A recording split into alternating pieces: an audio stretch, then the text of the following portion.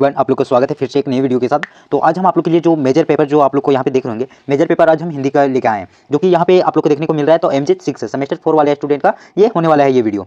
तो अगर आप लोग सेशन देख रहे होंगे तो सेशन कितना है, तो 2023 से 27 सेशन है। तो आज हम आप लोग के लिए एक नए क्वेश्चन जो लेके आए हैं, ये आप लोग को देखने को मिल रहा होगा कि लोक नाटकों की विविध रूपों का व्याख्या करना है। जो लोक नाटक है कि लोक नाटक क्या है, इसके बारे में हम लोग सर्वप्रथम जानेंगे। इसके जो विभिन्न रूप हैं, किस प्रकार से इसका है, उसके बारे में हम लोग सारा एक एक चीज, एक पॉइंट के बारे में हम लोग जानने का प्रयास करेंगे। तो अगर चैनल में नए होंगे तो चैनल को सब्सक्राइब जरूर कर दीजिएगा और ज़्यादा से ज़्यादा अपना दोस्तों के पास शेयर कीजिएगा। अगर इसका आप लोग पीडीएफ अगर लेना चाहते हैं तो हमारे टेलीग्राम ग्रुप में इसका पीडीएफ डाल दिया गया है, आप लोग जाइए देखिए और काफ़ी बेहतरीन तरीके से अपना एग्जाम की तैयारी कर सकते हैं। तो चलिए देखते हैं कि लोक नाटक क्या है, इसके बारे में किस प्रकार से लोक नाटक को रखा गया है, उसके बारे में हम लोग देखने का प्रयास करेंगे और सारा एक एक पॉइंट बाय पॉइंट हम लोग समझने का प्रयास करते हैं। तो चलिए देखते हैं फर्स्ट पोएम में जो भूमिका के बारे में बतलाया गया है। इसमें भारत की सांस्कृतिक परंपरा अत्यंत प्राचीन और समृद्ध विविधता पूर्वक रही है। इस सांस्कृतिक विरासत लोक नाटक का विशेष स्थान रहा है। लोक नाटक का वे नाटक के रूप में जनता के बीच, जनता के द्वारा और जनता के लिए प्रस्तुत किए जाए। इसका उद्देश्य केवल मनोरंजन करना नहीं बल्कि सामाजिक शिक्षा और नैतिक संदेश, धार्मिक आस्था का प्रचार और जन चेतना का भी विकास रहा है। मतलब इसमें यह बोला गया कि जो लोक नाटक किसे बोला जाता है, तो जनता के बीच में एक किसी भी चीज को प्रस्तुत करना, किसी भी अपना कल्चर को प्रस्तुत करना, या फिर बोला जाए अपनी नौटंकी को प्रस्तुत करना, ये सारी चीजों को लोक नाटक के तौर पर रखा गया है। अगर साथ ही साथ इसमें बोला जाए तो जनता के बीच में किसी प्रकार का नौटंकी करना या उसी में होता है कि जनता के द्वारा या जनता के लिए प्रस्तुत किया जाए, उसे लोक नाटक कहा जा सकता है। और यह एक लोक नाटक उसे भी कह सकते हैं जो कि अपने मनोरंजन के लिए नहीं, दूसरों को मनोरंजन के नहीं, बल्कि उसको सामाजिक तौर पर किस प्रकार से नैतिक शिक्षा दी जाए, उसके धर्म की आस्था का प्रचार प्रसार किया जाए, ये सारी चीज भी लोक नाटक में किया जाता है। अब लोक नाटक मंच, प्रकाश, पर्दा और लिखित संवाद जैसी औपचारिकताओं से मुक्त होते हैं और जनजीवन से सीधे जुड़े होते हैं। मतलब इसमें यह बोला गया जो लोक नाटक है वह औपचारिक तौर पर, लिखित तौर पर नहीं होता है, बल्कि इसमें जो मंच के तौर पर जिस प्रकार से आप लोग जैसे में देख रहे होंगे कि किसी भी चीज में जो जनता के द्वारा किसी भी मंच में प्रकाशन किया जाता है या फिर किसी भी चीजों को दर्शाया जाता है, अपना जो उसका गुण होता है किसी भी व्यक्ति को, तो एक नाटक के तौर पर अगर आप लोग देखेंगे तो किस प्रकार से लोगों का मनोरंजन करता है उसके बारे में यहाँ पे बताया गया है।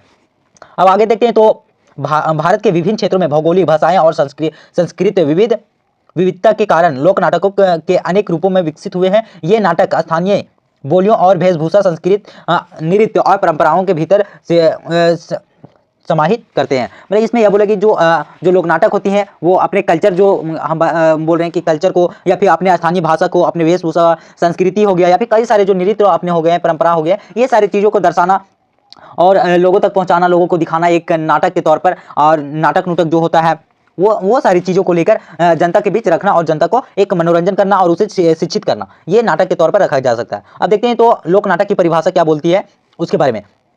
तो यहाँ पे फर्स्ट में जो लिखा गया कि लोक नाटक का वह नाटक रूप है जिसमें लोक जीवन, लोक संस्कृति और लोक विश्वास और लोक भाषा का सहज स्वाभाविक और चित्रण होता है।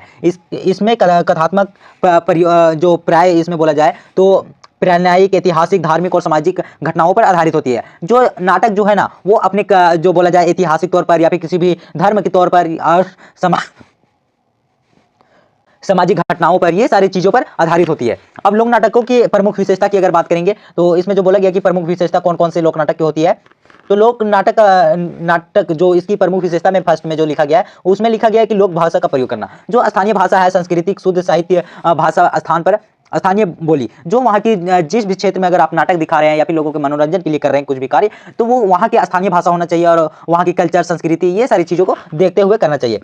संस्कृत और नृत्य की प्रधानता, जो संस्कृत होती है, संगीत होती है, वो सारी चीज़ों को प्रधानता दी जाती है। जैसे में गीत हो गया, वाद्य हो गया, नृत्य अनिवार्य अंग होते हैं, ये सारी चीज़ में संगीत में आ जाते हैं। अब देखते हैं तो सरल मंच व्यवस्था, जो सरल मंच होता है जैसे में खुले मैदान, चौपाला, मंदिर प्रांगण, ये सारी चीज़ों में जो मंचन किया जाता है, ये सारी चीज़ों में जो नाटक किया जाता है, अपना कला को प्रस्तुत किया जाता है, या तो ये सारी चीज़ें होना चाहिए। जन सहभागिता का यह मतलब होता है कि दर्शक और कलाकार के बीच सीधा संबंध, मतलब जो दर्शक होता है, जो देखने वाले जो होते हैं और जो कलाकार होते हैं, वो सारी चीज़ों में एक संपर्क के तौर पर देखा जाए। फिर शिक्षात्मक और नैतिक उद्देश्य, जो समाज के तौर पर किस प्रकार से सुधार किया जा सकता है, जन जागरण का प्रचार प्रसार किया जा सकता है, ये सारी शिक्षा का भी इसमें उद्देश्य के तौर पर देखा जा सके। अब लोक नाटक के विविध रूप, इसमें क्वेश्चन में आप लोग को बोल दिया गया कि स्वरूप के बारे में, विविध रूपों के बारे में जानना है। तो विविध रूप इसमें अगर देखेंगे तो रामलीला हो गया, रसलीला हो गया, ये सारी चीज़ों को हम लोग देखने वाले हैं। तो फर्स्ट में देखते हैं रामलीला के बारे में। तो रामलीला भारत का सर्वाधिक प्रसिद्ध लोक नाटक के रूप में है। इसका आधार रामचरितमानस है। जो रामलीला जो है वह इसका आधार अगर माना जाए तो रामचरितमानस से इसे दिखाया जाता है। इसमें भगवान राम के जीवन की घटनाओं का मंचन किया गया है। जो भगवान जो राम है उसके बारे में जीवन की घटनाओं को प्रदर्शित किया गया है और उसके जितने भी कार्य हैं वो सारी चीज़ों को बदलाने का प्रयास किया गया है। उत्तर भारत में विशेष रूप से लोकप्रिय है। जो हमारे जो उत्तर भारत के जो लोग हैं ये जो रामलीला है काफ़ी ज़्यादा प्रसिद्ध है। दशहरे के अवसर पर आयोजन, खास करके अगर रामलीला को अगर आप लोग देखेंगे तो दशहरा हो गया, ये सारी चीज़ों में आप लोग को जैसे में सरस्वती पूजा हो गया या फिर किसी दशहरा हो गया, रामनवमी हो गया, ये सारी चीज़ों में रामलीला का आयोजन किया ही जाता है। अब देखते हैं तो संवाद, गीत, संगीत और अभिनय का सुंदर समन्वय। जो इसमें जो गीत का प्रयोग किया जाता है, संगीत का प्रयोग किया जाता है और जो कलाकार रहते हैं ये सारी चीज़ों को काफ़ी ज़्यादा सुंदर तरीके से समन्वय किया जाता है। रामलीला धार्मिक आस्था के साथ साथ नैतिक मूल्यों का सत्य, धर्म और कर्तव्य का प्रसार करते हैं। मतलब जो अपने धर्म के प्रति किस प्रकार से रामलीला में धार्मिक आस्था के साथ इसे प्रचार प्रसार भी करने का कार्य किया जाता है। अब सेकंड में देखते हैं तो यहाँ पे लिखा गया है कि रसलीला के बारे में। तो रसलीला के बारे में हम लोग देखते हैं। जो रासलीला इसमें जो बताया गया है उसके बारे में, जो कि रासलीला का संबंध भगवान कृष्ण से है। जो रासलीला जो है वह किससे संबंधित है, तो यह भगवान कृष्ण से संबंधित है। यह ब्रज क्षेत्र में विशेष प्रचलन है। जो ब्रज भाषा जिस क्षेत्र में बोला जाता है उसमें काफी ज्यादा इसका प्रयोग होता है और इसे दिखाने और समझाने का प्रयास किया जाता है। कृष्ण लीलाओं, गोपियों के साथ रास, मक्खन चोरी आदि प्रसंग है। मतलब इसमें यह बोला गया कि गोपियों के साथ किस प्रकार से रहते थे कृष्ण जी, और जो माखन की चोरी, ये सारी चीजों का भी प्रदर्शन किया जाता है। काफी ज्यादा अगर आप लोग देखेंगे कि कृष्ण जन्माष्टमी जब होता है तो ये सारी चीजों आप लोग को देखने को मिलेगा। तो जो कलाकार, आम जनता है, कलाकार बनके भगवान कृष्ण की प्रतिमा बनके बनाते हैं और ये सारी चीजों को अपने को काफी ज्यादा नृत्य हो या संगीत हो, यहाँ पे बताया गया नृत्य और संगीत का प्रावधान, ये सारी चीजों का किया जाता है। अगर आप जन्माष्टमी देखेंगे तो उसमें काफी ज्यादा जो मटका फोड़ना होता है, दही या जो माखन होता है उसको खाना, ये सारी चीजों उसमें लगा रहता है रसलीला में।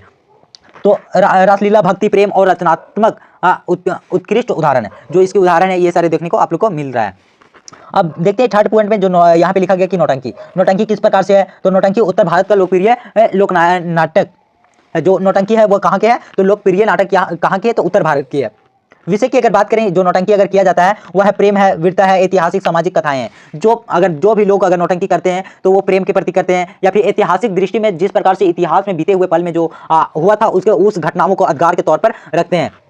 ऊंचे स्वर में गायन और प्रभावशाली संवाद। जो ऊंचे स्वर मतलब ऊंचे आवाज़ों में, मधुर सी आवाज़ में गाया, मतलब किसी भी गाना को गाना या फिर प्रभावशाली संवाद, ये सारी चीज़ों को नौटंकी में रखा गया कि किस प्रकार से नौटंकी किया जा सके। हास्य और करुणा का संतुलन, जो हास्य कला हो गया और जो करुणा किसी भी चीज़ को दर्शाया जाता है वो सारी चीज़ों को प्रचलन किया जाता है। नौटंकी ग्रामीण समाज में मनोरंजन का प्रमुख साधन रही है। अगर आप दुर्गा पूजा देख रहे होंगे या छठ पूजा, ये सारी चीज़ में अगर आप लोग सामान्य तौर पर देखेंगे तो इसे बोला जाता है एक प्रकार का ड्रामा। कि आपके अगर गांव में जब दुर्गा पूजा वगैरह में अगर ड्रामा होता है तो किस चीज़ पर किया जाता है, अधिकतर आप लोग देखेंगे तो ऐतिहासिक दृष्टि पर किया जाता है ड्रामा, या फिर प्रेम प्रसंग के तौर पर यह किया जा सकता है। अब अगला में देखते हैं तो स्वांग। जो स्वांग के तौर पर अगर देखेंगे तो स्वांग हरियाणा और पश्चिमी उत्तर प्रदेश में प्रमुख लोक नाटक है। जो स्वांग जो है वो कहाँ पर प्रसिद्ध है, तो वो हरियाणा और पश्चिम में उत्तर प्रदेश के पश्चिम क्षेत्र में यह प्रचलित है। संवाद जो प्रधान नाटक के तौर पर इसे भी रखा गया है। सामाजिक व्यंग और समावेश, जो हस्त कलाकार के तौर पर इसे भी देखा जा सकता है। कलाकार विभिन्न पात्रों का संवाद रचते हैं। जो कलाकार हैं विभिन्न पात्रों का अपना सहयोग करते हैं और विभिन्न पात्र में अपना योगदान भी देते हैं। यह लोक नाटक समाज की कृतियों पर तीखा प्रहार करता है। जो समाज में जो कृतियाँ होती हैं, गलतियाँ होती है, उसको सुधारने में ये सारी चीज़ों को काफ़ी ज़्यादा सहयोग किया जाता है। अगला जो है वह लोक नाटक में अगर हम लोग देखेंगे तो वो है तमाशा। जो तमाशा जो किया जाता है, तमाशा जो है वह महाराष्ट्र का सबसे प्रसिद्ध अगर बोला जाए तो लोक नाटक में रखा गया है। लावनी नृत्य का प्रमुख अंग है। हास्य और श्रृंगार, सामाजिक विषय, ढोलकी और गीतों का प्रधानता। जो तमाशा में है, ये इसमें अगर देखेंगे तो जो ढोलकी होता है, गीत होता है, ये सारी चीज़ों का प्रधानता में रखा गया है। अगला हमारे सामने है तो जो अगला नाटक में के तौर पर अगर हम लोग देखेंगे वह है भवाई। अगर भवाई कहाँ पे यह प्रसिद्ध है, तो यह गुजरात और राजस्थान के क्षेत्र में लोक नाटक के तौर पर इसे भवाई को प्रसिद्ध के तौर पर रखा गया है। संवाद कम और अभिनय और गीत अधिक। जो संवाद इसमें है वह काफ़ी ज़्यादा कम देखने को मिलेगा और अभिनय जो है और गीत है, गीत संगीत जो है वो काफ़ी ज़्यादा देखने को मिलते हैं। पात्र मुखौटों का प्रयोग किए जाए। जो पात्र है वो मुखौटों मतलब जो मुकुट जो पहनते हैं ना, उसका प्रयोग काफ़ी ज़्यादा करते हैं। भवाई सामाजिक कृतियों पर व्यात्मक शैली को प्रहार करती है। जो व्यात्मक जो कृतियाँ जो है इसमें भी काफ़ी ज़्यादा देखने को मिलता है, जो कि कृतियों को सुधारने का भी योगदान दिया जा सकता है। तो चलिए इसका महत्व के बारे में देख लेते हैं कि लोक नाटकों की सामाजिक महत्व किस प्रकार से है। तो जन जागरण का महत्व, सांस्कृतिक संरक्षण, नैतिक शिक्षा का प्रसार, सामाजिक कुरीतियों का विरोध, लोक भाषाओं का संरक्षण। मतलब इसमें जो इतना सारा जो पॉइंट है ना, इसमें सारा कुछ बता दिया गया था कि सांस्कृतिक किस प्रकार से संरक्षण को बचाया जाए, फिर नैतिक शिक्षा का प्रचार प्रसार करना, सामाजिक जो कुरीतियां हैं, समाज में किस प्रकार से जो गलतियां हैं उसका विरोध करना, लोक भाषाओं का संरक्षण, मतलब जो अपने जो लोक भाषा है, संस्कृति है, कल्चर है, उसे किस प्रकार से बचाया जाए।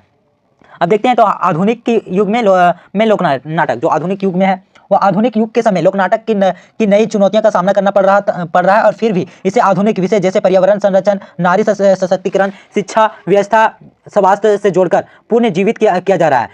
सरकारी और गैर सरकारी संस्थाएं इसके संरक्षण हेतु प्रयासरत है। मतलब जो यहाँ की जो बोला जाए कि जो पर्यावरण संरक्षण है, नारी सशक्तिकरण, शिक्षा, स्वास्थ्य, ये सारी चीज़ों को जो आधुनिक युग के जो लोक नाटक है, ये अभी भी तौर पर ये सारी चीज़ों को दिखलाया जाता है और लोगों को जागरूक करने का भी प्रयास किया जाता है। अब चलिए इसका उपसंहार के बारे में, मतलब निष्कर्ष के बारे में इसका देखने का प्रयास करते हैं कि निष्कर्ष में किस प्रकार से बोला गया है।